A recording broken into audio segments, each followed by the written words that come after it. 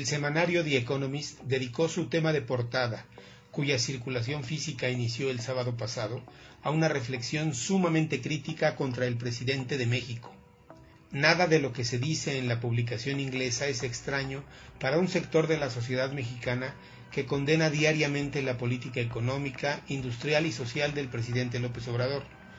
Lo llamativo es que sea, una vez más y con tal contundencia, un medio extranjero el que exhiba los señalamientos y cuestione abiertamente el rumbo trazado y seguido por el primer gobierno mexicano formalmente de izquierda.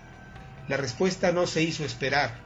Por un lado, el propio presidente arremetió en su conferencia de prensa contra la publicación inglesa, del mismo modo que lo hace diariamente contra un amplísimo sector de la prensa mexicana cuando ésta lo critica. Por otra parte, el jueves 27 de mayo, el canciller mexicano Marcelo Ebrard respondió formalmente a la publicación. Lo hizo con una carta dirigida al editor en jefe, ignorando que es una mujer, para responder y básicamente descalificar los señalamientos hechos al presidente López Obrador. Ebrard además se quejó porque el corresponsal de The Economist no publicó nada de lo que el funcionario le habría expuesto en una charla previa sobre la gestión López Obradorista y la transformación de México. En su carta, Marcelo Ebrard destacó que después del triunfo de 2018, varios medios como The Economist anticiparon que con sus políticas, López Obrador como presidente llevaría al país al fracaso económico. Pero esto, a decir del canciller, simplemente no ha ocurrido, porque el gobierno de López Obrador ha cumplido con su promesa de reenfocar el gasto hacia los más pobres y ha mantenido finanzas públicas sanas, según Marcelo Ebrard. Abundan las interpretaciones sobre las razones de The Economist para apuntar y disparar contra el presidente mexicano. Solo como parte del contexto obligado en la discusión, es necesario subrayar que no se trata de una casualidad ni de un accidente. El semanario inglés históricamente ha arremetido contra gobernantes a los que considera autócratas. Silvio Berlusconi, Jair Bolsonaro y Vladimir Putin son algunos que también han captado su atención. The Economist es una publicación con una línea editorial abierta y claramente definida. Respalda desde su fundación el liberalismo económico, pero no el capitalismo de compadres como el que en su momento representó Berlusconi en Italia. Desde ahí también habría que analizar su edición dedicada a López Obrador.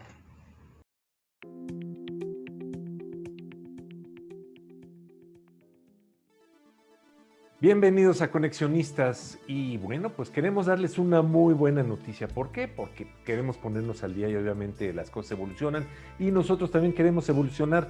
Son épocas de información, son épocas de cambio y obviamente pues queremos mantenernos al nivel, ¿no? Entonces pues tenemos algo, Edgar.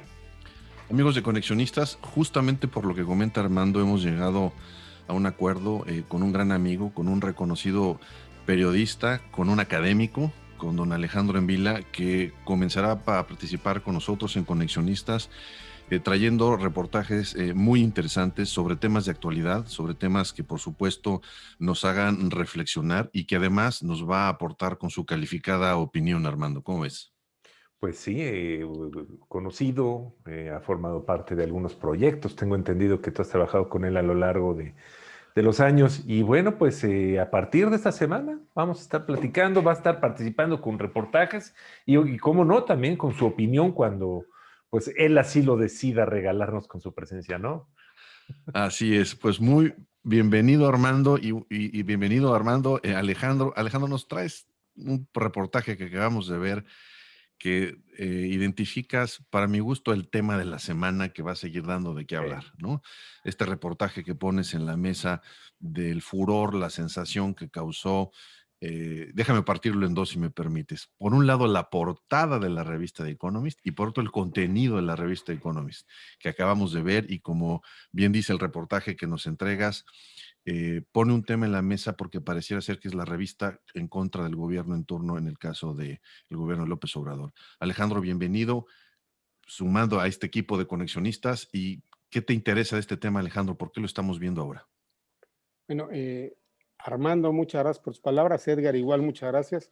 Gracias por la invitación y gracias al público que sigue Conexionistas. Un privilegio para mí integrarme a su equipo. Y bueno, no desperdiciemos tiempo, entremos en materia. Ya, creo que el tema era muy fácil de identificar, por supuesto, es el tema de la semana y quizás sea el tema de la siguiente semana. ¿Qué me interesa? Pues me interesa la portada, me interesa el contenido y me interesan las reacciones que ha causado. Me interesa la forma polarizada, en una sociedad polarizada, en la que se ha reaccionado a este tema. Eh, He leído, escuchado, ustedes seguramente también, porque efectivamente creo que hasta los animales de compañía se enteraron de que The Así es. Economist le dedicó su portada no a México, al presidente de México Así es. y a su estilo de gobierno. A ver, dentro de las cosas que yo he leído, y me imagino que les ha pasado lo mismo, me he encontrado desde quien explica y justifica con toda claridad el proceder de la revista, la temática y la forma en la que se abordó este asunto por parte de The Economist, hasta quien vino a dar lecciones de periodismo y dijo que eso es burda propaganda antigubernamental. Y le pongo nombres a las cosas. Por un lado, Raimundo Riva Palacio, por ejemplo, y por otro lado, Ricardo Rafael de la Madrid.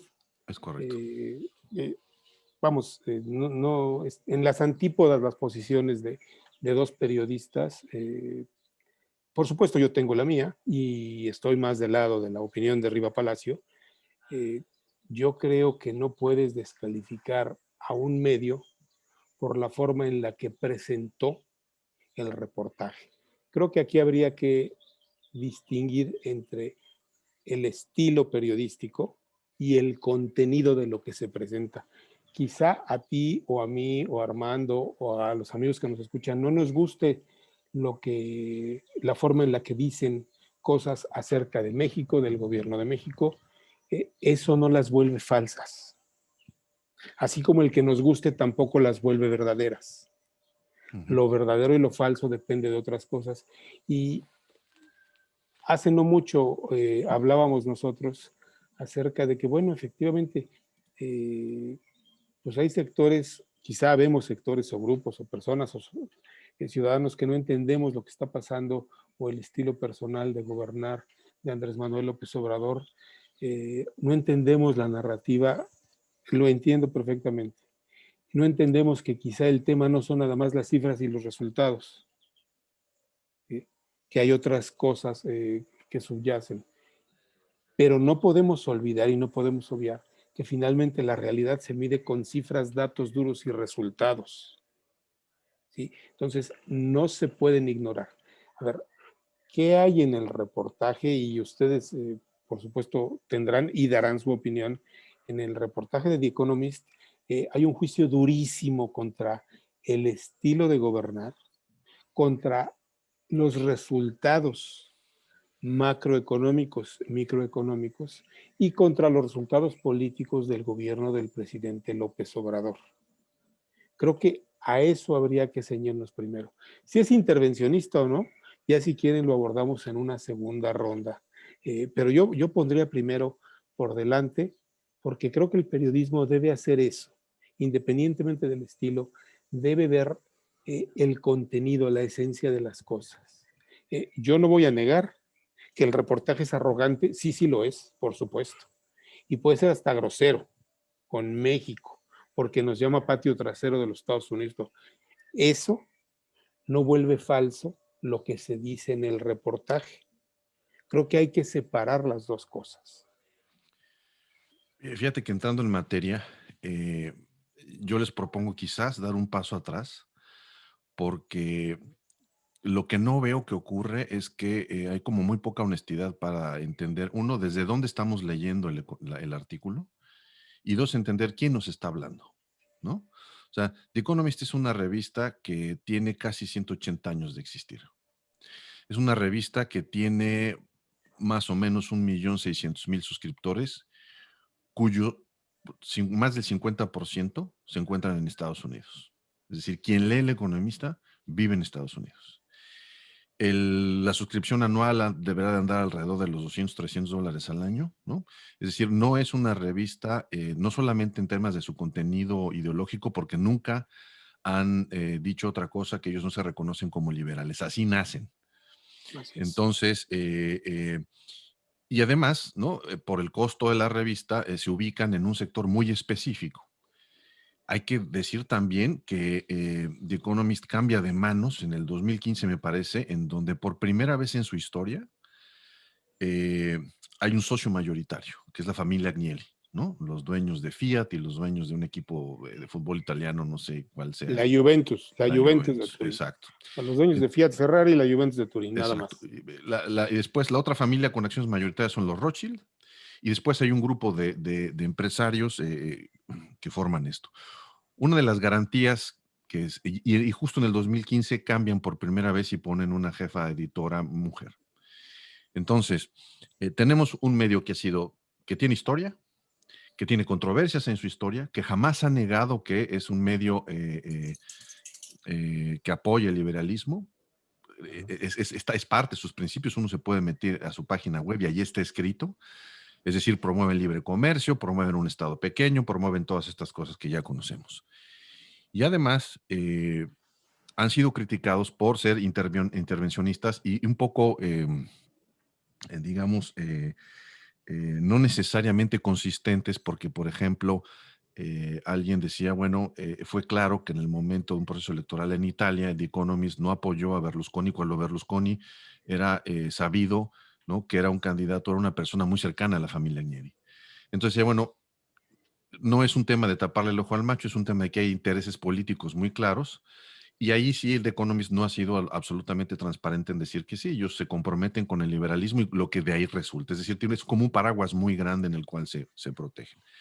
Eso es lo que estamos leyendo. Eso es lo que nos llega a las manos. Y de ahí hay que decir, lo que digan, pues se dice en ese contexto, ¿no?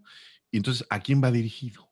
¿No? O sea, ¿quién lee el The Economist? Porque al final a mí lo que más me llama la atención de todo el contenido y de lo que tú nos mencionaste y cuando nos llamas la atención con el reportaje que nos entregas, es el cierre del propio artículo de la revista.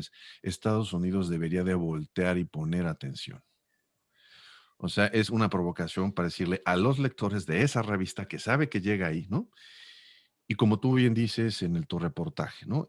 Perdernos en la intención quizás jamás vamos a entender muy bien o a saber muy bien, a menos que hayamos formado parte de esas mesas de redacción donde se decidió la intención.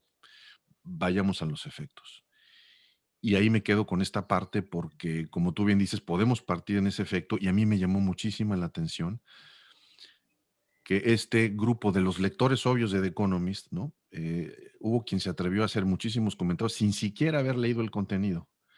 Y entonces se engancharon con la portada porque la portada parecía que era, ¿no? Justificación suficiente, ¿no? Como para decir, aquí está, ahora sí la verdad, era una especie de epifanía, ¿no? Y entonces esto es lo que es y no otra cosa. A mí me preocupa mucho, Alejandro Armando, esa falta de reflexión del lector para tomar dos pasos y decir, bueno, ¿qué es lo que está moviendo todo esto? Porque dentro de los extremos que tú bien ubicas en términos del periodismo, es cierto, quizás lo que se dice ahí no es falso, pero tampoco hay nada nuevo. O sea, es decir, en términos de una contribución, sobre todo al debate nacional, para quien lo lee, me queda, no tengo elementos para decir, aquí hay una clara contribución. Y entonces, bueno, ahí dejo este comentario para iniciar. No sé, Armando, ¿cómo veas tú? ¿Qué ángulo has visto? Fíjate que yo he estado checándolo y sobre todo he visto muchas reacciones y sobre todo en la parte de redes sociales y demás, ¿no? Y creo que yo lo definiría con una sola palabra, histeria. ¿Por qué? Porque mientras, obviamente, la gente que está en contra de López Obrador, la gente que está en contra de cómo se están llevando las cosas, pues sí lo está tomando como bien lo decías, ¿no? Una especie de epifanía de decir, ya ven, cómo nos están viendo, cómo nos están atacando, con lo malo, todo lo peor que puede pasar con el gobierno, pues lo están viendo claramente desde las cumbres de allá arriba de la Gran Bretaña, donde seguramente la visión es mucho más clara y ellos entienden más de nuestro mundo que nosotros, que somos unos mexicanitos tropicales. Este término era un profesor que tenía de sociología que me gustaba mucho, ¿no? Pero por el otro lado me preocupa mucho. ¿Por qué? Porque, pues, si tú te pones en el plan populista, en el plan que tanto le gusta sacar a nuestro señor presidente durante las mañaneras, y sobre todo la forma, el lenguaje que está manejando, ese lenguaje setentero, ese lenguaje del priismo rancio, que diría, intervención, esto es una clara señal, sacas la revista y se las enseñan, vean, esto es una intervención del extranjero, están viendo que nosotros estamos haciendo, y obviamente, pues puedes meter aquí desde los Illuminati, pasando por los Rothschild, a todo mundo diciendo que se pagó, porque hay mucha gente diciendo, el chayote ya llega hasta allá arriba, como una revista capitalista, pues obviamente tiene que aceptar, tiene que tener a la venta su portada, ¿no? Como si estuviéramos hablando del soberano, de alguna de esas cosas, ¿no? Creo yo que aquí lo que menos está haciendo a nivel elecciones, a nivel política local, creo que al contrario, está conjuntándose, se están conjuntando las cosas para que el mismo gobierno tenga una nueva forma de gritar, una nueva forma de quejarse y una nueva forma de sacar el dedito a señalar que están interviniendo. Y no diga si en realidad es en Estados Unidos, ¿no?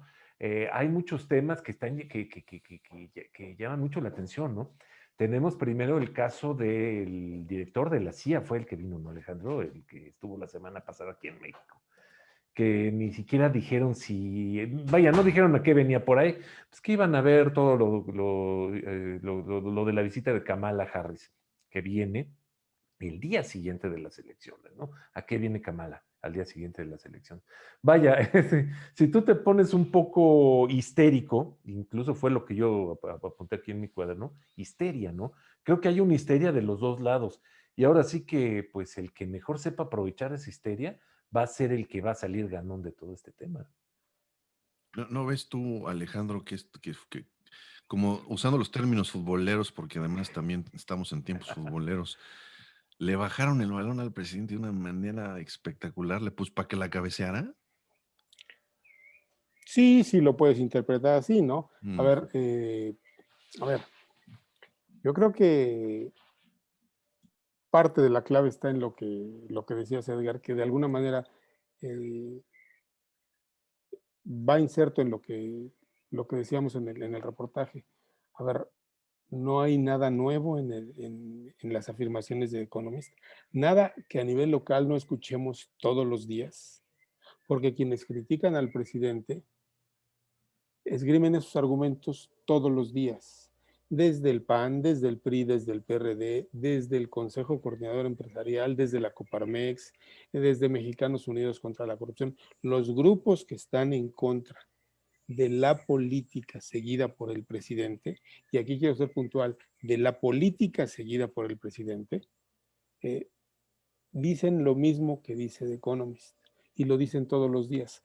Para nosotros mexicanos, efectivamente, no hay nada que no hayamos escuchado, reflexionado, en algunos casos quizás hasta repetido nosotros mismos en algunos de los temas, en términos de crítica hacia el quehacer del actual gobierno.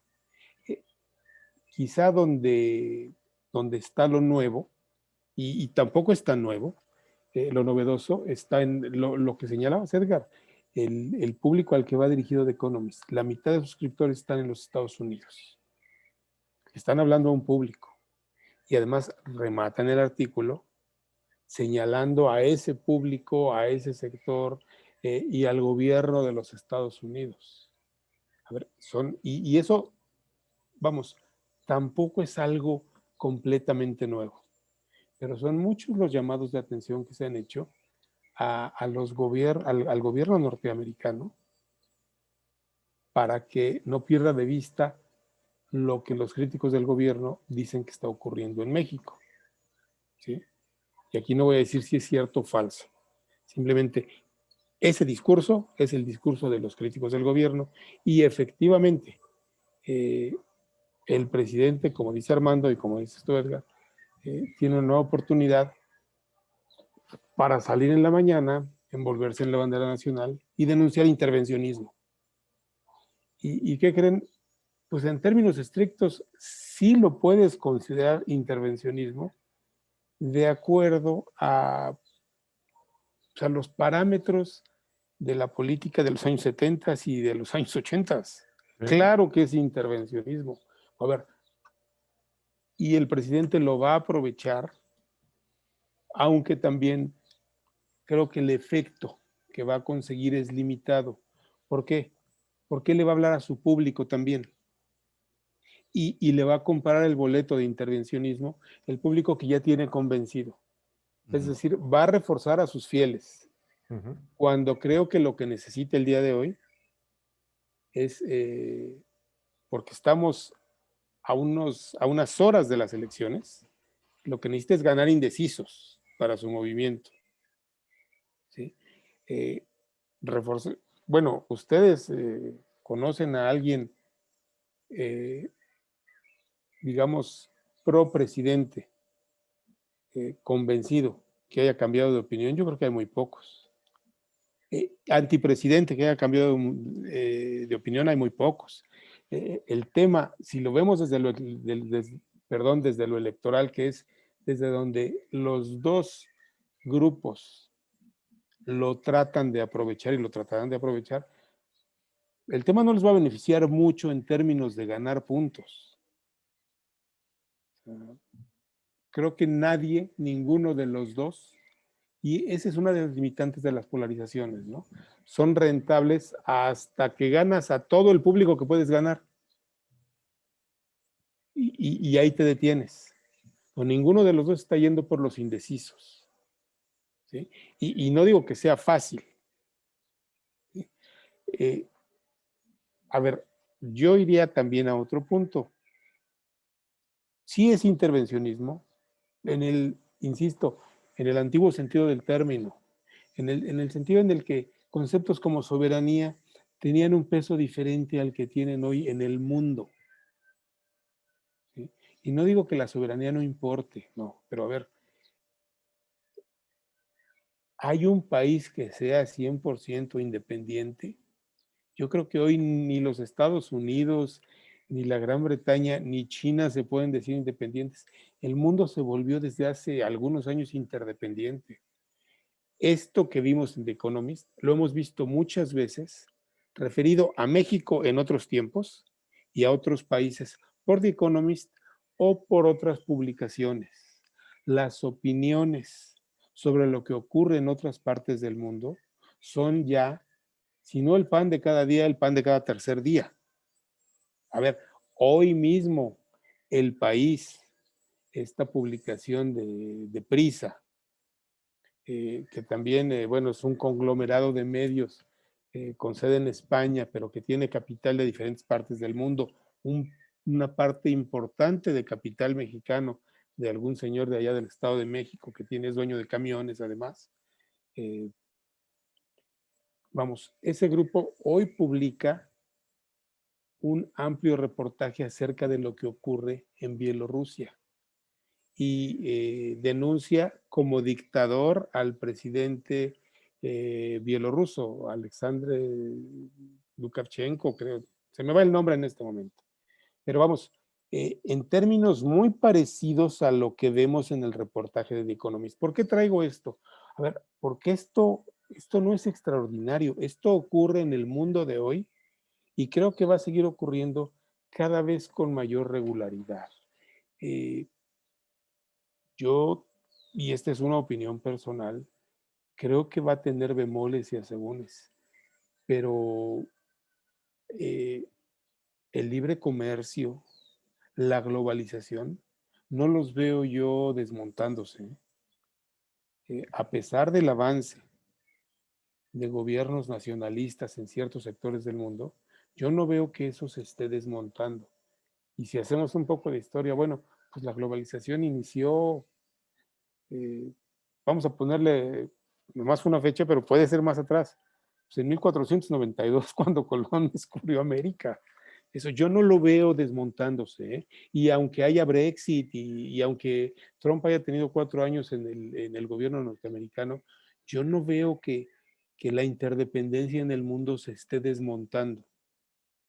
Entonces, esto que vemos en el periodismo, porque tú lo dijiste, Edgar. A ver, The Economist es un periódico con sede, es una revista con sede en Londres, cuyo socio mayoritario hoy está en Italia, ¿sí?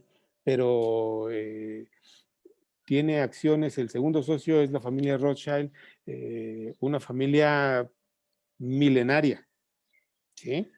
Con una historia larguísima, comprometida pues con el capitalismo, así de simple y de sencillo. Vamos, y si estudiamos el directorio y el consejo de administración del New York Times, vamos a encontrar con que ya no solo son socios norteamericanos, ahí hay un mexicano rico que tiene muchas acciones en el New York Times y hay otros socios de otros países. Esto creo que va a seguir pasando. El tiempo en el que podíamos argumentar soberanía y no intervención, pues creo que se acabó cuando, vamos, o al menos se acabó para los efectos que lo conocíamos antes. Creo que se acabó para México cuando ingresamos formalmente al GATT, en tiempos de Miguel de la Madre. Empezamos a recorrer un camino que a algunos no les gustará y a otros les gustará demasiado, pero creo que ahí se hizo una apuesta de país. Decidimos anexarnos al mundo y después de esa reforma han venido, después de ese cambio de rumbo económico, han venido muchas reformas en muchas materias que han reforzado ese cambio de rumbo. Hoy día, ¿qué está pasando? Bueno, que el gobierno mexicano está revisando cosas y está tratando de revertir y está revirtiendo algunas. Eso tendrá efectos, los está teniendo, tendrá consecuencias, algunas positivas, otras negativas. Yo no digo que no haya que revisar el libre comercio, creo que hay que revisarle muchas cosas. Y creo que al capitalismo hay que revisarle muchas cosas. Y a la globalización también. Porque sí hay una parte del mundo que está quedándose fuera de las ventajas de ese desarrollo global. Sin duda, absolutamente sin duda. A mí, por ejemplo, uno de los efectos que más me preocupan de lo que vi que The Economist generó, entendiendo quién lo lee, entendiendo que si de la mitad de suscriptores está en Estados Unidos, la otra mitad está repartida en el mundo, ¿qué porcentaje les gusta que esté en México? ¿No? De lectores, y después tenemos, porque hay que distinguir, o sea, yo era de esos pocos suscriptores, ¿no? Que me encontraba de esos 50 y ahora que vivo en Estados Unidos, pues ahora formaba parte de los que estamos acá. Pero yo distinguiría entre el lector y el repetidor de portada, ¿no? El que entendió la portada como un meme, hizo bromas y volvió a circular. Cuando leo los memes, no puedo decir que Twitter, porque yo trato de mantenerme alejado lo más posible de Twitter y no sé si eso sea bueno o sea malo, pero conversaciones en WhatsApp, todas estas réplicas que se generaron alrededor de este grupo, primero que tuvo acceso a la revista, segundo que no solamente acceso a la portada, sino que circulamos, porque yo circulé el contenido antes, una vez que alguien dijo la revista y me parece que fue Armando, dijo, oye, ¿ya vieron esto? Dijo, déjenme ver si consigo el contenido.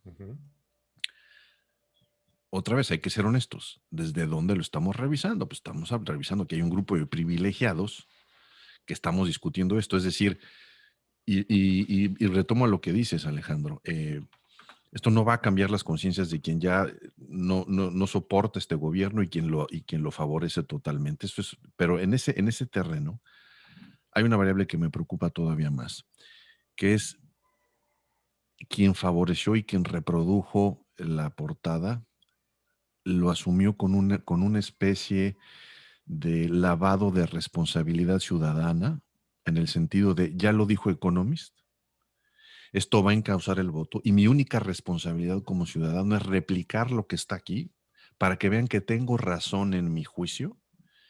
Y entonces, que esta es la parte que me preocupa, confío, apruebo y espero que desde el extranjero nos vengan a enmendar la plana, porque yo como ciudadano soy incapaz, no me interesa, no veo cómo hacer algo para balancear el poder que tengo aquí. Entonces, dentro de estos grupos, si pudiéramos hacer una encuesta, y no quiero ser temerario, pero tampoco creo equivocarme mucho, este grupo espera una intervención norteamericana para poner un alto. Este grupo del que les digo que reprodujo, ¿no? Que además estamos hablando de ejecutivos que no solamente hablan inglés, están absolutamente familiarizados con todo lo que representa este mundo de comunidades y de comodidades y el lugar donde nos hablan, no verían mal, ¿no? Y entre ellos es común escuchar no, no, no, México no se va a hacer comunista, no se va a hacer Venezuela, porque ahí está Estados Unidos. Entonces, nuestra conciencia descansa porque el vecino del norte no lo va a permitir. Si nos sentimos cómodos con esa afirmación o no, lo que me preocupa es que esa afirmación me quita a mí la responsabilidad y yo delego para arriba a un vecino que no está para que haga algo. Y el Economist me lo vuelve a reforzar y así replico, ¿no? Con una autoridad moral de, miren, se los dije. Yo ya lo había dicho desde antes, miren lo que hace falta. Eso a mí me parece gravísimo. No podría estar más de acuerdo contigo, ¿eh? Claro que sí, por supuesto. Quizá te agregaría a ese grupo que no vería mal una intervención, ha existido siempre. Sí. No sé si haya cambiado su dimensión, Ujú. pero los mexicanos que desde el privilegio hablan así, han existido siempre. Creo que existirán siempre. Y creo que se quedarán esperando la intervención con la que ellos están soñando. Yo sí creo, vamos, no son los Estados Unidos, ¿no? Creo que el concierto internacional empieza poco a poco a hacer intervenciones hacia México, pues de carácter estrictamente mercantil, Claro. disfrazadas de muchas otras cosas,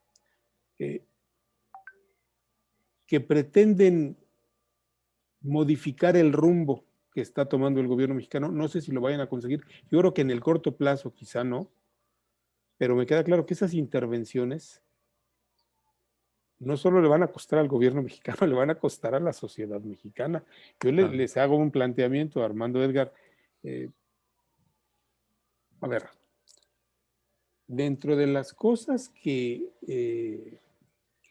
la revista dice y que no son nuevas, que ya se habían dicho aquí en México y que las han dicho mucho y las han dicho muchas personas,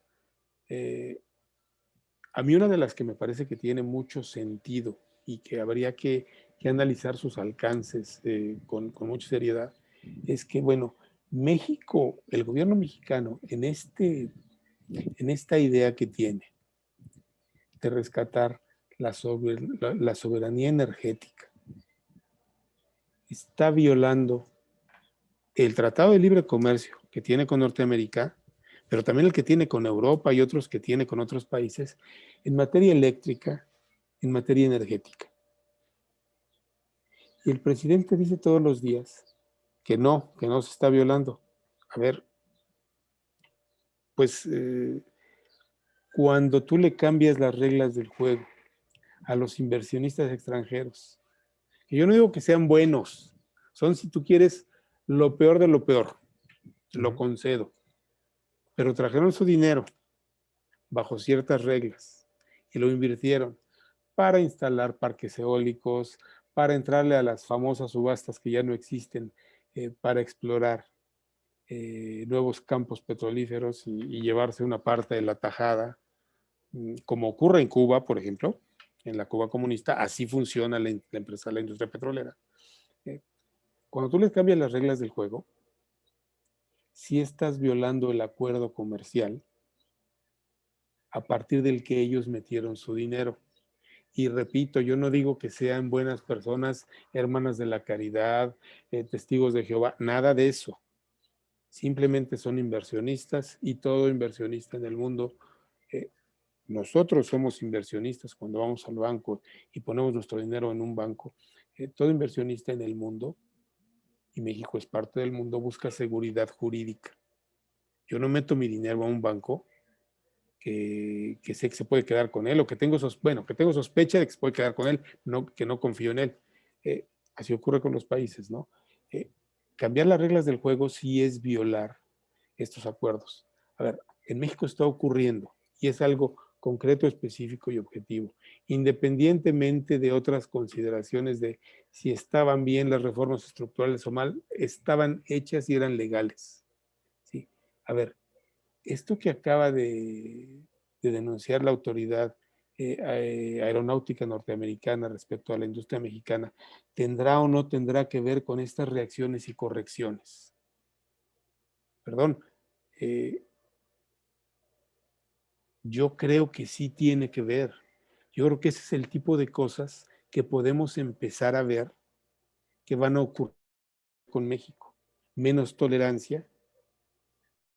Si tú no estás actuando correctamente en el acuerdo que suscribimos, y México es uno de los países que tiene más tratados de libre comercio firmados en el mundo, ¿sí? Porque tomó esa ruta y se fue derecho y fue consistente gobierno tras gobierno desde los tiempos de Salinas, Cedillo, Fox, Calderón y Peña Nieto. Fue consistente en ese sentido, apertura comercial.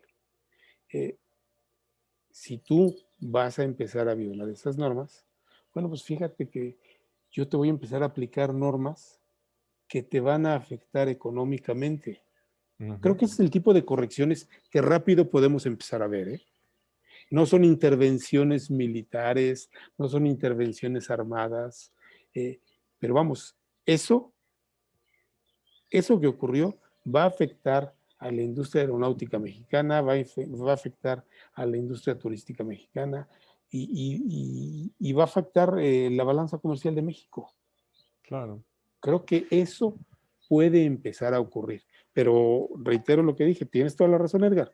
Ese grupo que además se deslinda de su responsabilidad diciendo, te lo dije y ahora ya lo dijo The Economist, y ahí viene la intervención del vecino del norte, ese grupo que sigue pensando que México necesita hermano mayor que lo tutele y que tome decisiones por ellos, por México, por los ciudadanos, ha existido y va a existir, y claro que toma esto como un argumento, y me preocupa igual que a ti, se deslindan de su responsabilidad como ciudadanos. ¿Quieres un contrapeso? Tienes que construirlo tú. Exacto. Exacto. Sí, y por eso creo que esta es una histeria, primero que quien, pues es el efecto del histérico, quien es histérico no se da cuenta que lo está Claro. haciendo, ¿no? Armando, no sé cómo lo Fíjate que ves. sí, tienes toda la razón, es lo que quería comentar también, en el sentido de que hoy por hoy, pues las intervenciones militares ya no son negocio, pues, ya es muy están mal vistas, pues. Ya Sí, vemos lo que está tiene muchos pasando en costos, ¿no? Afganistán. Tiene muchos costos. Exacto, Veamos entonces, Estados Unidos y el mundo árabe, ¿no? exactamente, entonces es algo que nunca va a pasar en México. ¿Por qué? Por muchísimas razones, ¿no? Desde humanitarias hasta económicas. Pero sí está ocurriendo la intervención en este momento, tal como lo estás platicando, ¿no? Ya están toda la lista de demandas en contra de las nuevas políticas energéticas, en el cuestión del aeropuerto, perdón, más bien de pues de la certificación por parte de la autoridad de Estados Unidos, la autoridad aeronáutica. Pues ahorita parece ser que ya se pusieron las pilas, les acaban de liberar un presupuesto muy grande, ya están contratando gente, ya van a contratar asesores, ya los van a mandar a que ¿cómo se llama? A que se capaciten, etcétera, etcétera. ¿Por qué? Pues porque se dieron cuenta que es un gravísimo error y no es tan poca cosa como lo quiso hacer el presidente. Vaya, y eso entra, creo yo, mucho dentro de lo que decías tú de que es imposible, así como dices que es imposible regresarnos a un esquema menos globalizado, una vez que ya estamos nosotros allá adentro, como dentro de este mundo globalizado, es muy difícil salirnos. ¿Por qué? Pues porque económicamente no nos conviene, no le conviene al gobierno, no le conviene a los empresarios de aquí y de afuera, no le conviene prácticamente a nadie, ¿no? Entonces, creo yo que ese tema, en ese sentido, es muy difícil que ocurra. Pero a lo que decía Edgar, y eso es lo que me llama mucho la atención, ese complejo de decir, van a venir a solucionarme el problema, gracias a ellos ya me va a solucionar el problema, pues creo que esa es la peor forma de ver este tema, ¿no? Es decir, ¿saben qué? Pues nosotros somos unos niños chiquitos que no podemos, ¿no? Somos unas criaturas que pues necesitamos que venga mamá y nos desatore el globo de allá arriba o algo así, porque simplemente nosotros somos muy tontos y no podemos. Eh, aquí la pregunta sería, ¿cómo ver, cómo solucionar este tema en cuanto a, pues, ponernos a hacer lo que tenemos que hacer? Y lo platicamos hace rato, ¿no?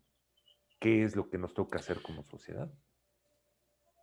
Yo creo que quizás una de las cosas que habría que hacer es evitar la réplica fácil.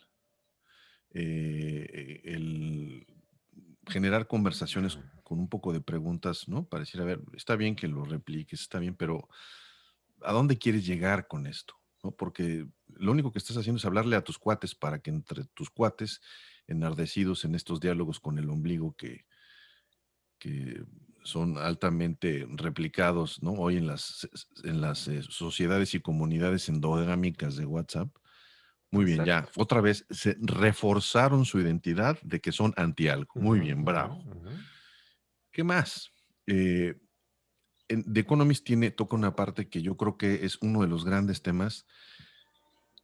Lo mencionas en el reportaje, Alejandro, y lo hemos comentado varias veces, inclusive en la entrevista que tuvimos contigo antes de que nos hicieras el gran favor de colaborar ya de manera formal con nosotros en Conexionistas y ser un conexionista más. Este asunto de que menciona Economist, de bueno, todo está tan mal, entonces, ¿cómo explicamos, ¿no? La reputación y esa presencia y esa aceptación pública que tiene? Y The Economist lo menciona, dice, bueno, y a pesar de todo, y pone otra vez en un tema que ya sabemos, ¿no? Porque es el discurso de López Obrador el que rescata al pobre y el que se hace defensor y plantea una narrativa, y aquí recomiendo muchísimo eh, este libro que acaba de salir de Luis Antonio Espino, que es el libro de López Obrador, El poder y el discurso populista, que me parece que hace una explicación muy buena al respecto, porque dice, bueno, lo que está pasando, una de las maneras de entender esto, es que la construcción del debate público es un debate moral, en donde quien se asume como representante de ese dolor nacional por tantos años de saqueo, de desigualdad, de incumplimiento de promesas, de todas estas cosas que no solamente el modelo priista, sino que es este modelo, digamos, económico instalado desde los 80s, todos ellos que fueron excluidos, ¿no? El López Obrador tuvo el olfato de identificarlo, encapsularlo y ponerse él como el único representante legítimo, ¿no? De ese dolor nacional, de ese dolor colectivo, y entonces conectarlo con la única manera en que podemos hacer algo es, yo tengo la solución. El gran problema que tiene la oposición es que no hay nadie que sea capaz ahorita, no sé si ustedes coincidan, visiblemente, The Economist no lo dice, pero tampoco ofrece algo porque no existe, que sea capaz de aglutinar una respuesta que le hable a esa audiencia, que le hable a ese excluido, que sí existe. Esto no es un invento, no estamos hablando de, y además sí existe, y es un invento que según datos de la CEPAL, al término de la pandemia, aumenta en términos de millones de pobres que se suman a los que ya teníamos en el país y en el mundo. 12 millones más o menos. Fíjate. De acuerdo a la CEPAL. Fíjate, ahí hay una masa crítica. Adicionales. Exacto, que se adicionan a esto. Entonces, y esta conversación de quienes nos asumimos como inteligentes, como leídos, como letrados, como que somos capaces de circular el Economist en inglés, porque nosotros no solamente sí tenemos acceso, sino lo podemos leer en inglés, no estamos haciendo nada en los hechos concretos para ver cómo le hacemos para integrar ese otro, no en la retórica. Porque me queda claro que una cosa es integrarlo en la retórica y otra cosa es hacer algo por ello. La gran falla que tiene, por lo pronto, en los hechos, como tú bien apuntaste, la propuesta actual, ¿no? Es esta implementación de política pública que no se ve cómo le regrese, ¿no? A esta cantidad de personas excluidas, aquello de lo que fue excluido, no se ve. Entonces, todo pareciera que es, hasta hoy, hasta la evidencia que tenemos hoy, una gran mentira. Pero no hay nada al respecto. Del otro lado no hay absolutamente nada. Entonces, ¿qué pasa? En mi opinión, que el comentar de manera irresponsable, más bien de manera estomacal, con el hígado, ¿no? Como aplaudir, ¿no? El hecho, como se los dije, teníamos razón, lo único que hace es volver a blindar esta narrativa para decir, efectivamente, aquí solamente hay un individuo que tiene la capacidad, ¿no? De representar a todos estos excluidos y que, pues, ¿qué creen? Que no lo ha podido hacer bien por culpa de ustedes. Porque ustedes, los que están del otro lado, los que se sienten, los que quieren el intervencionismo, van a hacer todo lo posible porque esto no ocurra. Pues esto es un galimatías, es un laberinto sin salida, y quien reproduce esto sigue sin entender que le está haciendo un favor a esta narrativa que no nos ayuda en nada. No sé cómo lo vean. No, mira, por supuesto, y yo le agregaría un elemento más, ¿no? Digo, partiendo de como lo definió Armando, esto es histeria, y es histeria Sí, colectiva, sí, y claro. desde todos lados, ¿eh? Sí, sí, Porque, sí. porque histéricos están de los dos lados, está polarizado. Eh, Mira, no sé cómo vaya a jugar, pero lo agrego al análisis. Este paquete de 12 millones de mexicanos que se sumaron a la pobreza laboral, sí, ya medido, ya INEGI dijo, son 12 millones más de pobres a partir de la pandemia, porque a ellos no les cuadraba el discurso, o no les cuadraba completamente el discurso del neoliberalismo te hizo pobre. No. ¿Sí? A ellos la pandemia los hizo pobres. Eh, y finalmente son pobres, sí, nada más que las causas son diferentes para ellos en su realidad.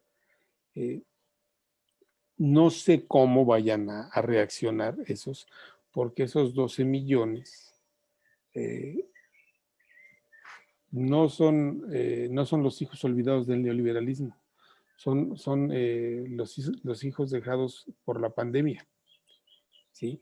Eh, y la pandemia es un fenómeno que, pues creo que todavía nos falta mucho por ver de cómo evoluciona el virus y de cómo evoluciona la sociedad con Ujú. este virus que no acaba por irse, ¿no?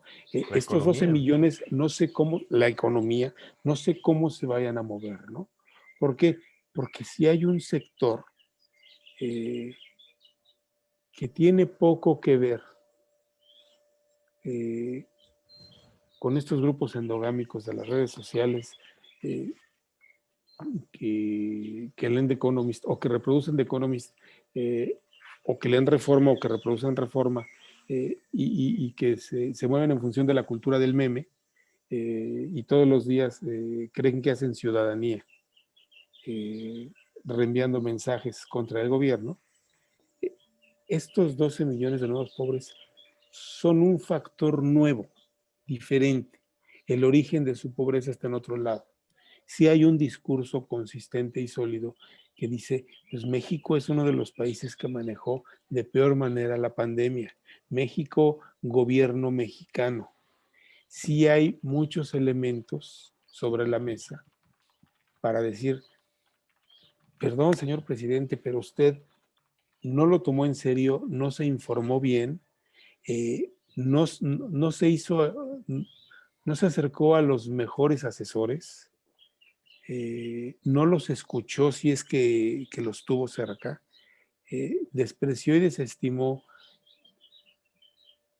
muchos elementos que acabaron, y vamos, la política pública que desarrolló para enfrentar este fenómeno, que por supuesto no es culpa de usted, sí provocó que las muertes en México se potenciaran, sí provocó que muchos empleos que pudieron haberse rescatado se perdieran, sí provocó que un sector de la población que estaba por encima de la línea de flotación de la pobreza cayera y se sumara a los pobres. Ese sector que dice en la medición de INEGI son 12 millones de mexicanos, no sé cómo se vaya a mover, porque no son hijos de las miserias del neoliberalismo, son hijos de la pandemia y de su mala gestión. Ya lo habíamos platicado la otra vez. Yo soy un convencido de que Donald Trump no se pudo reelegir por la mala gestión de la pandemia, por su mala gestión de la pandemia. No sé qué vaya a pasar en México. Hoy día me cuesta mucho trabajo creerle a cualquier encuesta que diga que el presidente está muy arriba y que diga que el presidente está muy abajo, que Morena va a perder todo. Hoy día me cuesta mucho trabajo creerle a cualquiera. Y sí me enfrento a gente que no quiere al gobierno, pero últimamente me dice, oye, pues es que creo que a pesar de todo vamos a perder los que no queremos al gobierno. La verdad es que mi única respuesta es, pues creo que tu responsabilidad es ese día ir a votar por quien tú quieras votar. O sea, pero si ya lo das por perdido y no vas a votar, creo que estás equivocado. Igual, quien sí quiere al gobierno y lo da por ganado y no va a votar, pues creo que también se está equivocando. O sea, a ver, por supuesto no es la única, pero la primera responsabilidad del ciudadano, bueno, de todos nosotros debería ser hacer más y mejor ciudadanía todos los días. Y la primera responsabilidad del ciudadano es, pues, el día de la elección, ve a votar por quien tú quieras votar, ¿eh? Sí. Por quien a ti te convenza, te acomode. Tú sabrás cómo te informas, es tu responsabilidad, eres un adulto, y asume las consecuencias de tu voto y también asume las consecuencias de tu no voto si es que decides ser parte de esa mayoría que normalmente está acostumbrada a esperar que alguien más venga y le resuelva los problemas. Claro. Y de esos hay muchos. Y en México hay muchos. Creo que la gente debe ir a votar. Claro. ¿Por quién? Pues por quien quiera votar, ¿no? Yo les comparto, bueno, pues yo soy parte del sector académico en la Universidad Nacional y hay muchas discusiones acerca de, ¿y debemos hacer un llamado para que los muchachos vayan a votar? Yo creo que sí, Sí, claro. pero debe ser un llamado institucional, no a favor de nadie. A favor de la responsabilidad de ir a votar, es su primera responsabilidad, la primera. Sí, sí. Ahí no acaba la construcción de ciudadanía, ahí empieza, Edgar lo ha dicho muchas veces y creo que tiene toda la razón, Armando también, pero a ver, sí es cierto, hay una parte Ahí importante empezamos. que cree que hace ciudadanía reproduciendo memes y ahora recirculando de news. Y yo los invitaría nada más a que abordáramos, si es que tenemos un poquito de tiempo, creo que a quien le pusieron el balón en la cancha, además del presidente, fue al canciller. El Claro. canciller estaba muy venido a menos y le pusieron un dulce para que lanzara una perorata. Yo, personalmente, como periodista, y aquí, a ver, voy a hablar como periodista, dos cosas. La portada de The Economist es una obra de arte como periodista. ¿Por qué?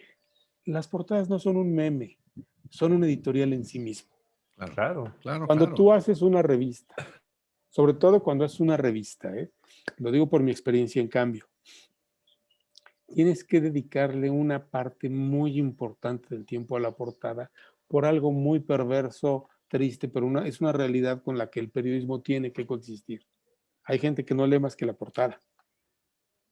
Entonces, tu portada tiene que reflejar tu contenido. Yo digo, como periodista, la portada es una obra de arte.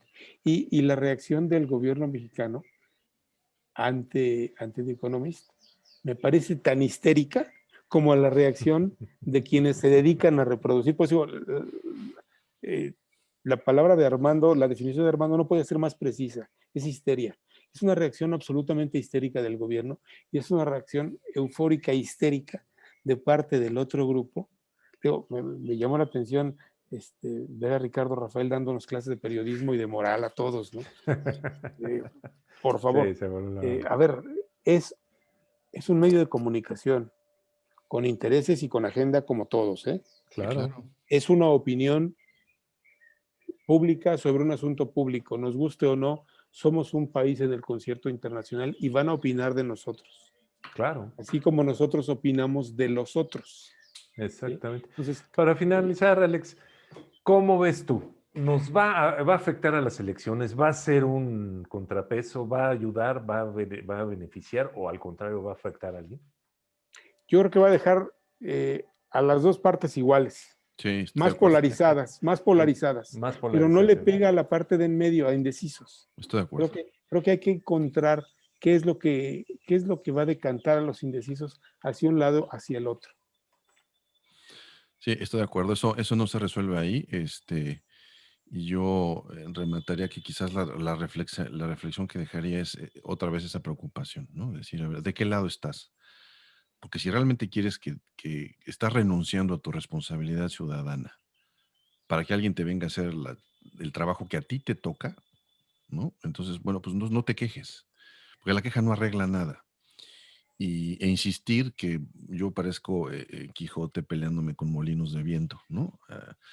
A esta histeria de los regurgitadores, como le llamo, ¿no? De memes y de... Piénsenlo 2 veces, porque no están logrando ni un voto más para su causa y ni un voto menos para la causa del otro. Están blindando esta conversación, esta polaridad que no nos lleva a ningún lado. Entonces, si lo hacen como un ejercicio catártico, ¿no? Está perfecto. Si lo hacen como un ejercicio de, bueno, pues contémonos un chiste y mira qué broma estamos, pero de veras pensar que eso va a tener un efecto político y sobre todo político para su causa, me parece que es más allá que una ingenuidad, ¿eh? Yo me quedaría con Totalmente de eso. acuerdo. Lo que sigue de la Lo ingenuidad. que sigue. Sí, Y sí, la sí, por moraleja, supuesto. votar por quien quieras votar como un inicio de la vida ciudadana, no como el objetivo ni como la finalidad, ¿no? Exactamente. De acuerdo. Ahí empieza la responsabilidad ciudadana. Perfecto. Estoy completamente de acuerdo. Pues qué buen Ah, tema nos pusiste, totalmente. o sea, que Alejandro, en la mesa para abrir apetito en estas nuevas entregas, esta revitalización que tenemos en Economía. Muchas gracias y pues ya nos dejaste listos, boquiabiertos, como el perro de Pavlov, salivando para el siguiente No, hombre. reportaje. Que ya son después de elecciones, entonces podemos Uy, tener va a estar muy interesante. muchísima tela de dónde cortar. Sí, caray. Alejandro, para finalizar, ¿cómo te contactamos, cómo conectamos contigo? Yo, a diferencia de Edgar, sí soy activo en Twitter.